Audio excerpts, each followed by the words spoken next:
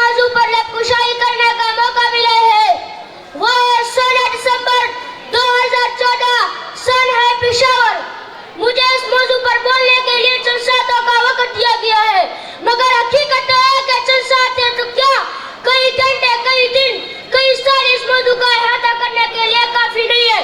جناب صدر، 16 دسمبر ایک بدترین دن تھا جس دن پاکستان کے نوجوانوں نے اپنا خون رکھ جا دے کر یہ ثابت کر دیا کہ پاکستان کے محافظ کا بیٹا بھی پاکستان کا محافظ ہے، کہ پاکستان کے مجاہد کا بیٹا بھی پاکستان کا مجاہد ہے. پاکستان کی پاک زمین کی حفاظت کے لیے اس وطن کا بچہ چکنا اور ہوشیاری ہے. یہ تاریخ پاکستان میں اس طرح سے رقم ہوئی کہ پاکستان کے نوجوان بھی ملک کی حفاظت کے جذبے سے سرشار ہے. نہ صرف سرشار ہے بلکہ ملک کی حفاظت کے لیے اپنی جان کا نذرانہ کسی بھی وقت، کسی بھی لمحے، کسی بھی گھڑی پیش کرنے سے نہیں گھبرائیں گے. وہ کٹ جائیں گے مگر جھکیں گے نہیں. جناب صدر، 16 دسمبر کو دوران تعلومات تمام انسانوں کے معصوم اور بے گناہ جانوں پر اپنی درندگی کی بین چڑھایا.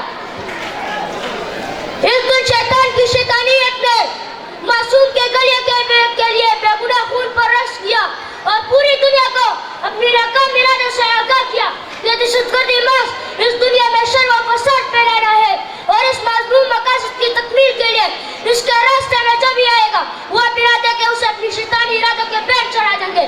مگر جناب صدر، آخرین ان ماں پر جن کے بچوں نے اپنی جان کے نذرانہ دے کر باطل کی ان قوتوں کا اپنی پاؤں تلے رون ڈالا، جنہوں نے اپنی قربانی دے کر یہ ثابت کر دیا کہ تم کیا سمجھتے ہو ہم صرف مہاد جنگ میں بھی تمہارے دان کاٹے کر سکتے نہیں، تم ہمارے گھروں میں بیٹھ کر ہمارے عزائم کو مالامال نہیں کر سکتے. جناب صدر، اس معصوم اور بے گناہ جانوں نے ثابت کر دیا کہ آج بھی انسانیت زندہ ہے. جناب صدر، ہمیں ایک سوئی کی اتنی زبان ہوتی ہے تو پھر یہ تو معصوم جانیں تھی جن کے بیچ جسموں کو چلی کر دیا، لیکن انہوں نے اس ملک کی حفاظت کی خاطر اف تک نہ کیا اور بغیر کسی ڈر کے اپنی جانیں پاکستان کی خاطر پیش کر دی. کیا وہ ننھی جانیں درد محسوس نہیں کرتی تھی؟ کیا وہ کسی ماں کے بچے نہیں تھے؟ اللہ ان سے پوچھے گا.